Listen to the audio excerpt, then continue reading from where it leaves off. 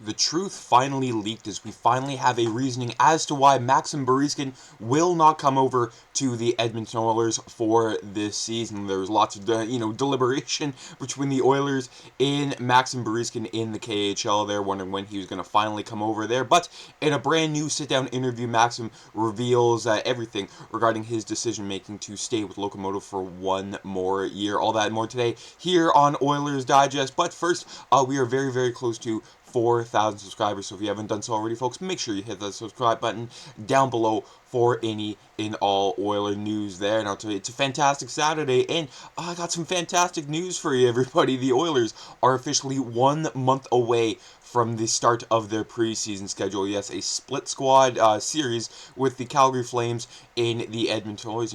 Half of Calgary in Calgary, half of Edmonton in Edmonton. I mean, lots of split squad, lots of decision making for the Oilers to make even after those two split squad games, as it will have a lot of young talent. But who will it not have?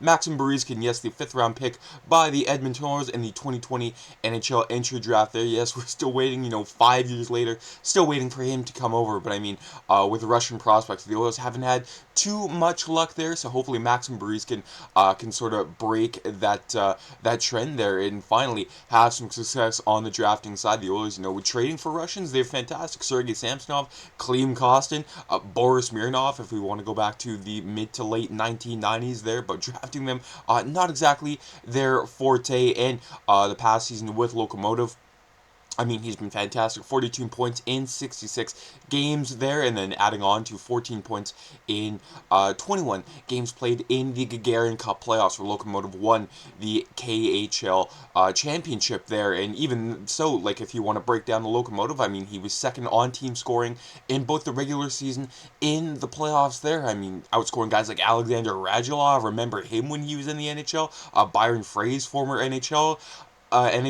but really there's not a whole lot. I mean, Martin Gernat, he was in the NHL, but for Berezkin, I mean, with those stats, I mean, any other Russian prospect, we go, okay, he's chomping at the bit to get some of that NHL money there, but Berezkin staying for one more year. He signed that contract for one more year with Lokomotiv Yaroslavl of the KHL. This just in from the Russian publication. I'm not going to try to pronounce that. That would just be a disservice to the Russian people. Excellent news for the Oilers is that top Russian forward Maxim Berezkin is making clear that he wants to come play for the Oilers next season. He's interviewed at length by writer Daria Tuboltseva and made clear his ambition to play for the Oilers in 2026-27. Huge news for Edmonton, as Berezkin has become a dominant forward at the KHL level there, and sort of his reasoning. My dream is to play in the NHL. Watching all these stars I've watched all my whole life, I want to test myself at their level. Even if I am worse at first, I will not get upset and look for ways to improve my game. Explosive work and speed are not my strong points. In the summer, I specifically focused on this to become stronger there, and his assistant coach thought he wasn't ready for the NHL. He thought it was too early for me to go to the NHL. I took that into account and decided to stay another year so as to not play in the AHL, but to come prepared. I understood that it would be difficult at first, but I want to establish myself as a leading player in the main team at Yaroslavl. I don't regret it at all. I thought it was the right thing to do. I want to develop, and I hope to have a better season than last year. It's not that I hope for it. I will have a better season than last year there. So a very confident young man there in Maxim Berezkin there. You absolutely love to see it there with the confidence and just, it's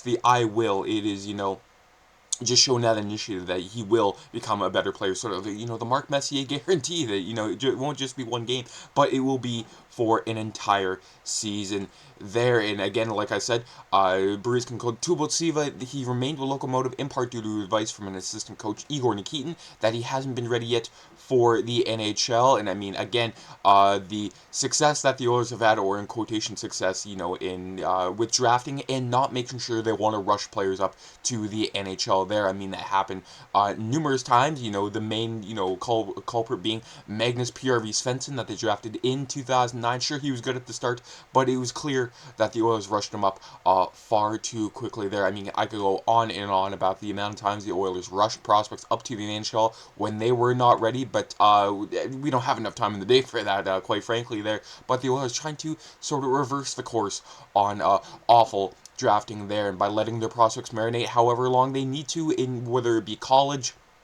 the AHL with a few players, Russia.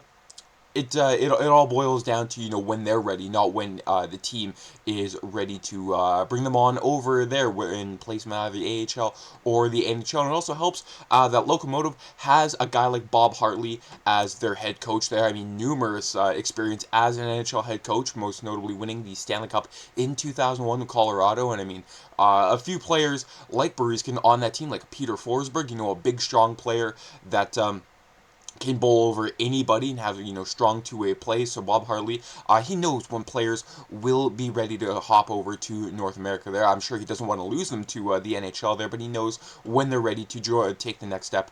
You sort of, push them out of the way. It's like, okay, you're ready, go now. But for Bob Hartley, I mean, not just him, but again, Igor Nikitin, the assistant coach for Locomotive, just trying to, not develop their players, but just, know when they're ready to move on there. And, a bit of a scouting report on Berezkin. I mean, numerous times I've heard him, how good this kid is. He moves so easily around the ice despite his massive size. His puck skills are very good, and combined with his body type make him very difficult to check. He's also a very good passer there. And from Bruce Kurlock, there is simply no question about Berezkin's athletic ability. He has all the skills to make the jump to the NHL. He went from less than, half a point per game in the prior season to 0.64 this past season. And most importantly, he continues to show well in the playoffs, something that the Oilers desperately needed these past 2 years. In the last 2 seasons, where he played a total of 41 playoff games, Berezkin, there's, differentiation in the Russian spelling.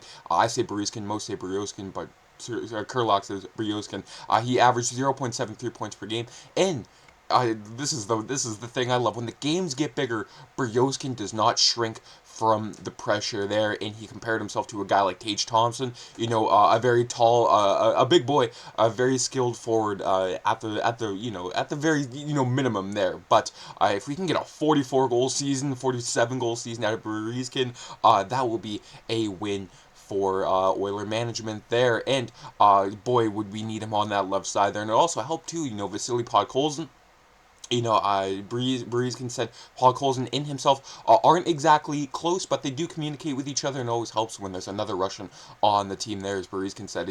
He's working on his English. It's not all there yet, but it is slowly getting there. But with Podkolzin, that would just be a fantastic mentor on the team, even though they're around the same age, which makes it weird to say that Podkolzin would be a mentor, but Podkolzin would have the NHL experience, something that Berezkin wouldn't there. And some final thoughts here from Berezkin.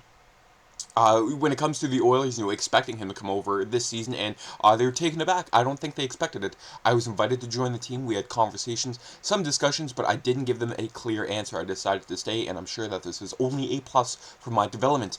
The main thing for me is to play in the NHL, and contract issues are secondary. I want to be the best version of myself every day there. So, again, a very highly focused young man in Maxim Berezkin there, and that's something the Oilers, again, desperately need in their lineup. They're not, I don't want to say a selfish player, but someone who knows, hey, I have the ability to take over this game there, and Connor McDavid can't do it all by himself there. So again, a big win for the Oilers. Even though he's not coming over this season, I still think the draft pick is still a slam dunk, a home run for the Oilers. 5 years. In hindsight, after 5 years of waiting for him, though, okay, when is he coming over? When is he coming over? But we were just waiting for him to develop into the best possible player, to come over straight into the NHL without having to play in the AHL with the Bakersfield Condors. As he said, he wanted to avoid the AHL. But again, a fantastic pick for the Oilers. If you've enjoyed this video, make sure you hit that subscribe button down below for any and all Oiler news, folks. And take care. Have a great rest of your Saturday. We are only one day closer to hockey. September 21st, a month away. Take care. I'm Matt.